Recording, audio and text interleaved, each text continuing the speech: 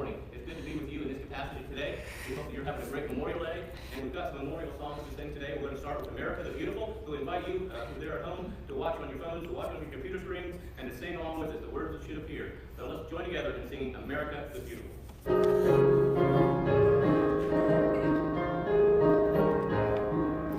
Oh, beautiful for spacious skies, oh, and the waves of grain, for purple mountains, majesty, all of a fruited plain. America, America, God shed His grace on me, and crowned like good brotherhood, from sea to shining sea.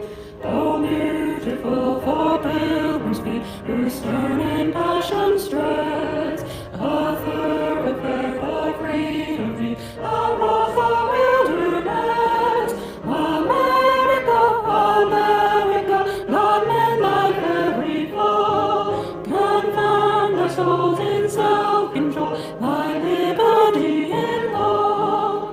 Oh, beautiful for heroes grew in liberating strife, who bore themselves their country love, their mercy more than I.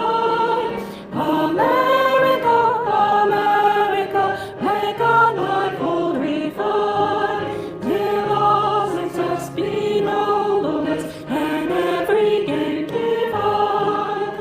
Oh, beautiful for patriot dream, as faith beyond the years, like alabaster stained with gleam, undimmed by human tears. America, America, God shed His grace on me, and crowned thy good with brotherhood, from sea to shining sea. It was to see the glory of the coming of the Lord. May His country out the vantage where the grapes of life was soared. He has moved to bring me life in all His terribles restored. His truth is marching on. Glory, glory, hallelujah. Glory, glory, hallelujah. Glory, glory, hallelujah. His truth is marching on. He has sounded forth the trumpets that shall never fall retreat. He has spoken out the hearts of men to go His judgment seat. Oh, be swift my soul to answer, and be still at my feet. Your God is marching on. Glory, glory, hallelujah. Glory, glory, hallelujah. Glory, glory, hallelujah. His truth is marching on. In the beauty of the lilies rise the morn across the sea, with the glory of His bosom that transfigures you and me. As He died to make man holy, bad as lived to make man free, our God is marching on. Glory, glory, hallelujah. Glory, glory, hallelujah. Glory, glory, hallelujah. His truth is marching on. Well, thank you, and I hope you who are at home and who are watching enjoying the service today, and we recognize those who have served our country and didn't return home alive anyway. They lost their lives in battle or in some other form, and so we do want to recognize all their contributions to our country, and we do pray continually for their families who have lost their loved ones in the line of duty. A couple other announcements I'd like to share with you this morning. Next Sunday, 2 weeks from today, June 7th, will be our reopening services here at Archdale Friends, and things will be a little different. We're going to be over in our Family Life Center, the gymnasium, and there'll be ushers will be telling you how to where some other things are over there, such as there'll be some masks if you'd like to get one. There'll be some hand sanitizers. Chairs will be set up. You're welcome to sit in family groups if you'd like. But we will be worshiping the same Lord, our same God, over in our Family Life Center. We've been over there before, so that part's not going to be any different to worship there. We'll just be social distancing a little bit more than what we have been in the past. So just come and join us on June 7th over in our Family Life Center. There will only be a worship service. We're not going to have any Sunday school. There won't be a children's church. But again, we'll be worshiping our Heavenly Father. So we invite you to come, those that feel comfortable to do so. Also on that Sunday morning, on June 7th, that's our graduation recognition Sunday, and we have 7 graduates that we'll be recognizing, and at this time they all plan to join us for that service, so we hope you can share in that recognition of our graduates also. So just come and join us June 7th in the Family Life Center. And please enter through that area as well, Family Life Center, the blue gym doors. As another announcement of our praises, Dot Hall, as you may know by this time, has gotten home from the hospital and rehab, and she's improving and doing well at home. Her son, Craig Hall, continues to receive chemotherapy treatments, as well as Aubrey Witt. So remember those two that are still under the care of physicians and doctors for chemotherapy treatments. And then Jan Bolden got home. We're grateful for her returning home from the hospital. She's still battling and struggling and needs the prayers for strength and renewed health. So just remember those individuals that need our prayers. Let us take a few moments to remember those that have served our country and those that need our prayers. So let us pray. Jesus, we do thank you for today. We thank you for every day and those that have served our country and given their lives for us. So we stop and pause to thank you, Lord, for the sacrifices that you have made also on our behalf. We thank you for our salvation and for grace. We thank you for resurrection and hope.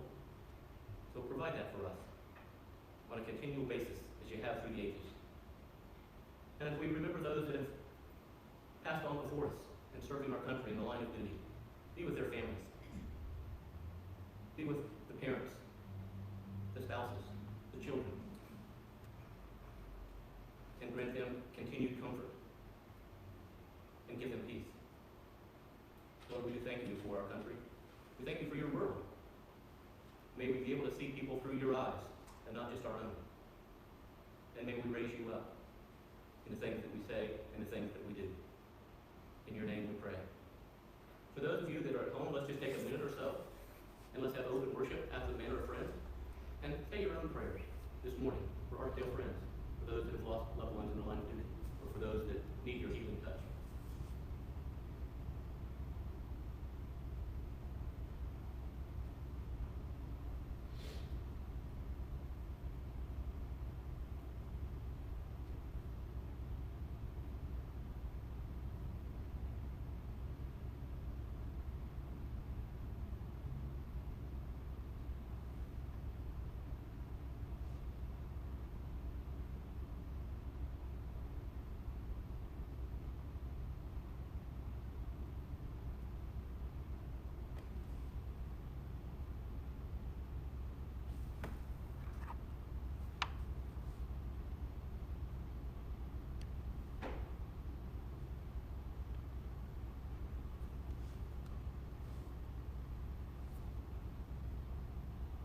Amen.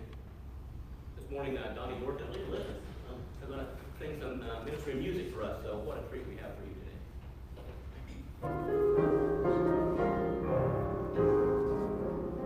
Like the woman at the well, I was seeking for things I could not satisfy. And then I heard my Savior speaking, draw from my well that never shall run dry. Fill my cup, Lord, I left it up, Lord. Come and quench this thirsting of my soul.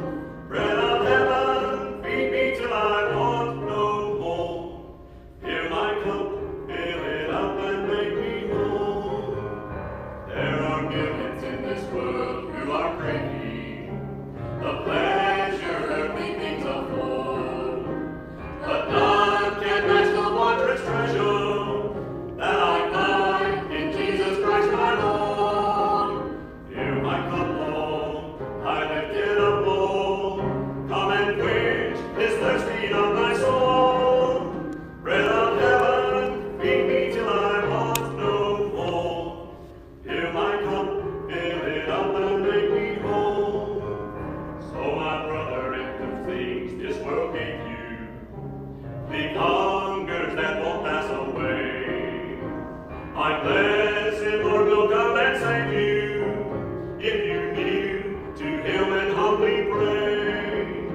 Fill my cup, Lord, I lift it up, Lord. Come and quench this thirsting of my soul. Bread of heaven, feed me till I want no more. Fill my cup, fill it up and make me whole. Fill my cup, fill it up and make me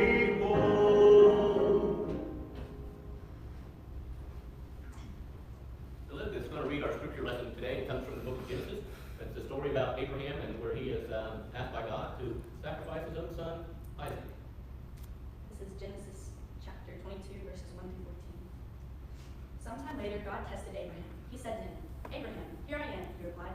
Then God said, "Take your son, your only son, Isaac, whom you love, and go to the region of Moriah. Sacrifice him there as a burnt offering on one of the mountains I will tell you about." Early the next morning, Abraham got up and saddled his donkey. He took with him 2 of his servants and his son Isaac. When he had cut enough wood for the burnt offering, he set out for the place God had told him about. On the 3rd day, Abraham looked up and saw the place in the distance. He said to his servants, "Stay here with the donkey while I and the boy go over there. We will worship and then we will come back to you."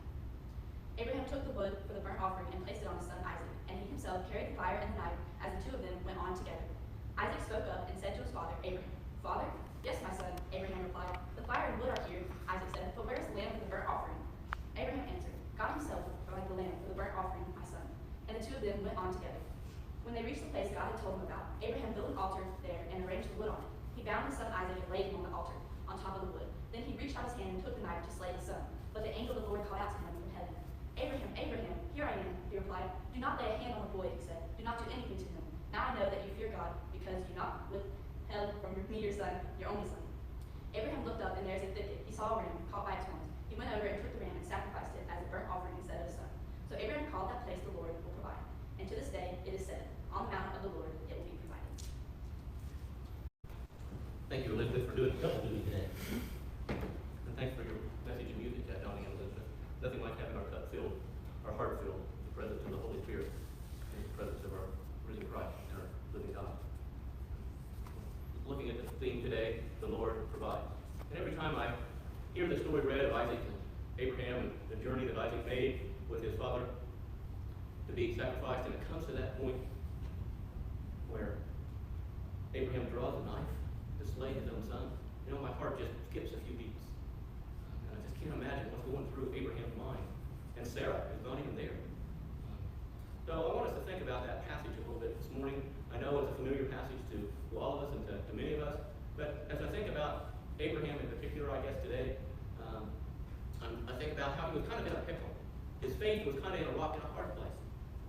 If you go back earlier in the book of Genesis, in the 12th chapter, we discovered that Abraham had been called by God to leave his family, to leave his friends, to leave his community, take his wife, take all his belongings, and go to a land that he didn't even know where he was to head to, for sure. God was just going to show him where to go. And so that's quite a faith step in itself. And the Lord provided for him on the way. When he and Sarah started out from their home, leaving family, it was a long journey. Abraham was about 75 years old at this point in time. And so he wasn't a real young man. And Sarah was not able to conceive when they will bear a child. And so this promise that had been given to Abraham, that he would be a father for generations to come, that he would be blessed, and there would be offspring as numerous as the stars that he could see in the heavens, it didn't seem like it was come together quite right. And when they get to their destination, and when God told them, this is where I want you to be, this is where I want you to start your family, Sarah still didn't when they were conceived. And so it took a few years for that to happen. And when Abraham and Sarah were around 100 years old, Sarah conceived and gave birth to this son in this story called Isaac. And so that was their only child. That was their only son. And that was going to be able to continue this line of heritage for the Jews. It was going to be able to continue this line all the way up through the Messiah. And to give Abraham offspring as numerous as the stars in heaven. And so he's kind of in a pickle. You can see God asked him to go sacrifice his son, his only son, but yet God has made this promise to him. And so Abraham just gets up and goes on this journey. The scriptures just say he got up and prepared for the journey to sacrifice his son. What a trust, what a faithfulness that Abraham displayed. Now he must have been acknowledging God throughout his life. He must have been placing God first place, or I don't know if he would have been able to have done that if God would not have been first place. So to acknowledge God is an important aspect not only for Abraham, but for you and I. And when we think about acknowledging God, there's a couple ways that we need to think about that. One way is just by saying kind of, "Hi God, I'm down here today. Hello, here I am. I hope you're taking care of me." And then you kind of move on. It's kind of like when you're out working in your garden or you're out working in your lawn and you see your neighbor and you kind of say, "Hey, hi," just throw your hand up and say hi, just kind of acknowledging that you recognize that they're there. But then there's a deeper acknowledgement. When you recognize that God needs to have a greater priority in your life. And when you need a deeper relationship with him. And so that's what Abraham must have had. With that deeper relationship where trust and faith is totally dependent on God and not the circumstances and situations around us so much. So Abraham trusted in God. He acknowledged him. He made him sovereign of his life. Nothing else was between God and Abraham. God came first for Abraham. Truly acknowledging God means we put our lives in his hands completely as our Lord, recognizing that he's not just the creator, but he's our Savior. And he's the one we're to obey, and he's the one we're to follow. No, disobedience brings trouble. We've been reading, if you've been following along at all, here at Archdale Friends, in the book of 1 Corinthians. We're going to be finishing that book this week. But in the first few chapters of Corinthians, it talks about how we need to plant and water. We need to plant and water God in ourselves so that we can plant and water the seeds of God in others. And that passage goes on to say that God will cause the growth.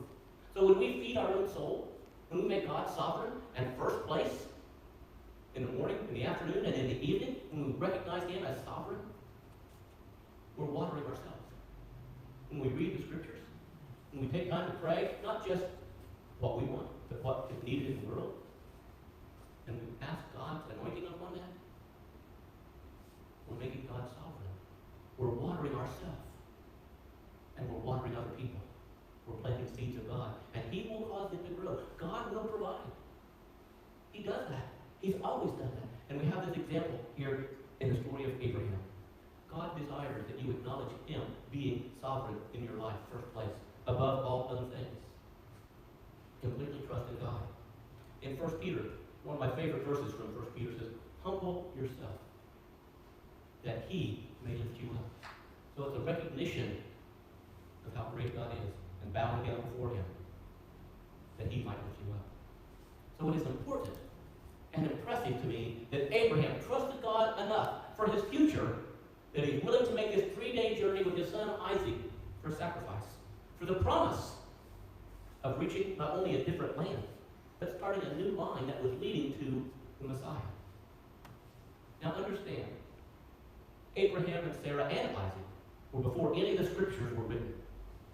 There was not a Torah, there was not an Old Testament. Moses had not arrived on the scene yet, so there was no commandments. He only had his heart and his mind to lead him to God. There were no scriptures to help him. But we have the scriptures. And I want to read the first commandment as it's written on those stone tablets that God gave to Moses long ago on Mount Sinai. So listen to these words and understand that they were written really for the Israelites. And so the first few words are really about Israel and how God led them out of Egypt. But pay attention to it as you're hearing it for you. I am the Lord your God, who brought you out of Egypt and out of slavery. And when I hear that word slavery, I think of my own sin and my own wrong choices. So God brought you, God brought me out of our own bondage, out of our own slavery, out of our own sins. And you shall have no other gods before me. You shall not make for yourself an image in the form of anything in heaven above, on earth beneath, or in the waters. You shall not bow down to worship him. And then he wants us to keep the Sabbath, to remember it and keep it holy. Trusting in an invisible source can be mentally and spiritually challenging. Yet Abraham willingly put aside that took away from God the things that he could have placed before God. He willingly put those aside to follow what God wanted him to do. That's tough business in today's world. But God's call to Abraham is no different than God's call to you and I in the church today. God wants to be first, sovereign in your life. 1 Corinthians chapter 4. The apostles were considered servants, just like Abraham. They put Christ first. They put God first. Had to come before themselves.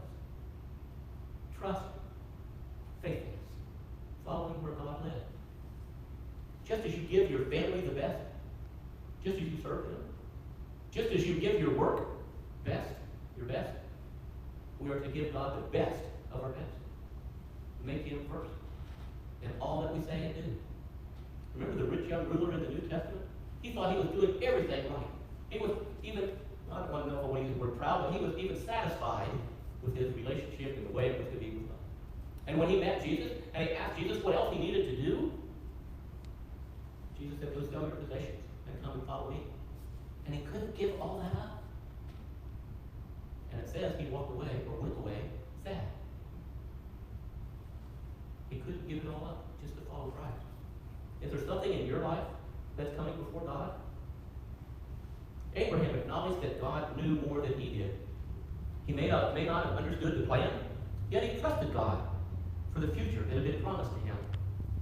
Now, trust is defined like this: a firm belief in the reality, truth, ability, and strength of someone. So Abraham put his trust in the reliability, in the truth, in the ability and strength of God to lead him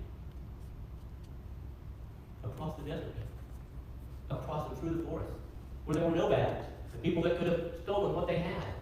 But step by step, day by day, he made it to that new land. And step by step, and a 3 days journey out, he went to sacrifice his son, because God was first place in his life, and he felt like he needed to follow God's commands. In the 22nd chapter, as Elizabeth read, in verses 1 and 2, we see then the problem on several different levels. God had miraculously led Abraham to this new land. He had miraculously given them a son of 11 years old by now. And they had kind of surrounded Isaac as their only son, as their future, as their hope. You know, we do that with children, don't we? Our own children. We just kind of make them our hub. And that was Abraham and Sarah's only son. So they probably made him as part of their livelihood, their hope, their dreams, their future, as God had promised.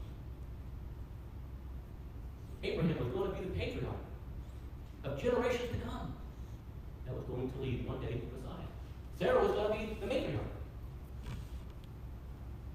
And God has asked Abraham to make this journey, to have him sacrificed on the hill. I don't know all what went through Abraham and Sarah's mind, but I think I would have been at least a little bit concerned about the future that had been promised by this God. And why would he ask me to take the life of my own son? I could just see Sarah staying back at the tent and kind of wondering, how can this be happening? I waited 100 years, now 110 years for this son. Is he going to be taken away?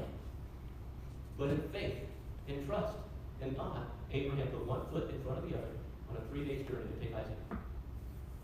He built the altar. He got the wood.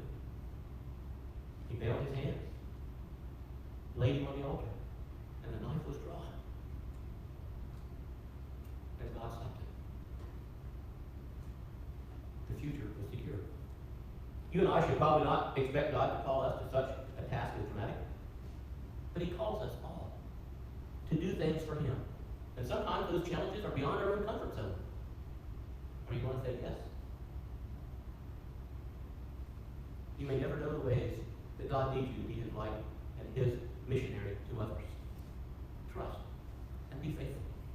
I read a story several weeks ago about a young girl. She was the daughter of a missionary couple that were home on furlough. And the story was told that it was around Christmas time when they were on the mission field. And the little girl said, my mom asked me if I would give to the local orphanage who had very little, hardly any toys, any food, very little clothes, if I would give them one of my toys. And the little girl said, I only had 2 toys at the time. And they both were dolls. One was called Miss Bump. It was a newer doll that I acquired. And I had clothes that I could put on that doll. And the other one was an older doll that looked a little more ragged. And there was no clothes that you could dress the doll in and really play with. But she said, I thought about it for a while after Mom asked me to give one of my toys to the orphanage. And she said, I realized that God gave his best. He gave us Jesus. And so I need to give away my best, my favorite toy, Mrs. Bump. What a story. God asked Abraham, the father of the Jewish people, to give the thing that he cherished most, his son Isaac. Abraham didn't ask for any explanations. The scriptures don't allude to that. He didn't attempt to reason with God. The passage just says he got up and started the journey and made the way one step at a time. When God asks you, me, us, we should patiently carry out his wishes. Abraham had time to pray. He had time to listen. He had time to talk to God. So I encourage you to do the same. As we think about the church, as we think about our neighbors, as we think about our family, as we think about our friends, what do we need to be doing to help show that God is sovereign in our lives today? How can we make God known in a better capacity here at Archdale Friends, or in our neighbors, or the places that we visit? Maybe you're teaching a Sunday school or attending a Sunday school class, and maybe it's dwindling or doesn't seem to be bringing any results. Maybe you're praying for an answer for something, and You've just been waiting and waiting and waiting. Maybe you've been inviting some friends to come and join you in worship. And there doesn't seem to be any results. You don't seem to be providing anything. I encourage you to keep planting. Keep watering yourself. And keep planting and watering others. God will bring the growth. He will provide. He always has. And He'll continue to do that. Keep serving. God will provide. As we look at the passage that was read earlier today, verses 9 through 14, Abraham reaches that place where he has to build the altar and where he has to find the hand of his son and lay him on the altar. I can't imagine how difficult it was for Abraham to be spiritually prepared for that moment, to obey God to the very end. So prepare yourself for what God is calling you to do. We've got to be prepared. I remember an incident my pastor conveyed when she was a missionary, home from a missionary in Cambodia, Africa. I was 10 or 11 at the time, about Isaac's age. Dorothy Pittman was her name, and she'd been our pastor for a couple of years. She'd been a missionary in Africa for 4 weeks. And she was worked in the Cambodia hospital and in that community there in Kenya. And Dorothy and Ruth, her best friend, Ruth was a nurse, and she took care of the patient's needs medically. Dorothy did the spiritual aspects. But they had become good friends. And one afternoon, a man comes into their village there in Cambodia and says, "The next village over," and I don't remember the name of the village. There's a dying man and he needs your help. You think that if you would come, you might be able to help save him. And so Dorothy and Ruth, the first thing they do is pray and feel led to go. They both said they felt the same thing, that God had told them to go. One of the hazards about going to this village was that there had been lions that had been attacking other animals and human beings, and they would have to go through that area to get there. And Dorothy and Ruth, and I'm sure they had some people that went with them, when they got about, so far down the journey, they were 3 miles short of the next village. The Jeep runs out of gas, breaks down. And so Dorothy and the group, Dorothy and Ruth and the other 2 people that were in the vehicle, they just get down in front of the Jeep and they just pray for God's protection. They just felt like they needed to pray for the rest of their journey.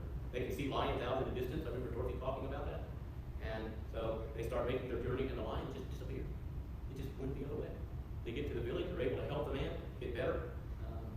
I don't know what the length of stay that they were there, 1, 2, 3 days, I don't know, but the man improved. And they started walking back to their Jeep, and they took some gasoline with them, put it in, and went back to Cambodia. In that instance, the Lord provided. The Lord took care of them. I wish all instances ended just like that. But when we are faithful, there's got to be a peace in our hearts. And I'm sure Abraham felt that peace and that assurance, just as Dorothy, just as Ruth felt. They knew they needed to go. There was a peace, a confidence about that. And I believe that Abraham had a confidence in his own heart that things would be okay, no matter what the outcome would be. And that's something that we need to keep pointing ourselves to, that no matter the outcome, God's going to provide. God's going to be there with you. It may not always be the outcome that we want. It may not work out exactly like we thought it might. But God is sovereign. He understands. He knows the plan. And He's laid it out before you and before me. Paul says in the New Testament, I have kept the faith. Paul was really tested in his faith frequently and often. He had been one who had persecuted Christians earlier in his life. And then even to join the Christians was a step of faith for him and for those that received him. But they kept on the journey together.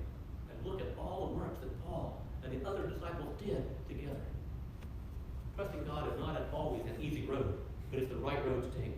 It may not always be clear, but Abraham's journey, those 3 days, he went step by step until the very end, when God provided. It's not often the big steps that we take in our faith, in our life, that makes a difference, though they surely can and do, but it's also the small steps that we take each day to greater opportunities that God is calling us to. So continue to grow. Continue to plant seeds of God in you, His Word, and to water them. Because God will provide the growth. He's going to help you grow. He's going to help us grow. Trust God. On the 3 days journey that Abraham took, there were many steps. But one step in front of the other, he continued to follow God and His plan. And no doubt the story of Abraham has influenced me. I'm sure it's influenced others. And you know what? The Messiah came. Jesus died on the cross and rose from the grave for us. You may not have been given a special task by the Lord to do, as we think it's special in a way. It may not be the magnitude of an Abraham or a Sarah to go to a different land. But we all have clear commands in the Scriptures to follow, to obey every day, step by step. We may not have special circumstances, but we must be dependent upon God to rescue us or others. But we have important tasks every day to be faithful, to let God's love and light and grace shine through us to influence the people around us who that we meet and to help build up the church. Read your Bible. Water yourself. Plant seeds. Be a greater witness for God in your home, in your neighborhood, and the people that you meet. I've been reading this book lately called Roaring Land. It's by Bob Weiner. It was written in the late 1900s, I believe, 1990, 1995, someplace in there. And Bob Weiner talks about how we need to be roaring lambs for God. We don't have to be lions with loud roars, but we can be a roaring lamb. We need to stand up for God, His principles, His rules, His values. Just as Abraham followed God, we can follow God. Are you? Are you on His plan, or are you on your plan? It is all well and good to do and to all over this story of Abraham. But it's quite another thing to live it out yourself. Well, I challenge you this morning to take more steps in following God's plan for your life, for Archdale friends.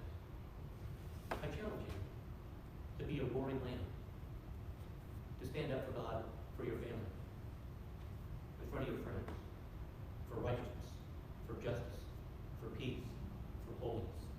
Do what's right for God. It doesn't have to be a big step, but show that God is sovereign of your life to those people around you to make a difference for Him, for them, for your community. Our concluding hymn this morning is going to be the concluding verse of the Battle Hymn of the Republic, verse 5. So share with us as we learn how to be better.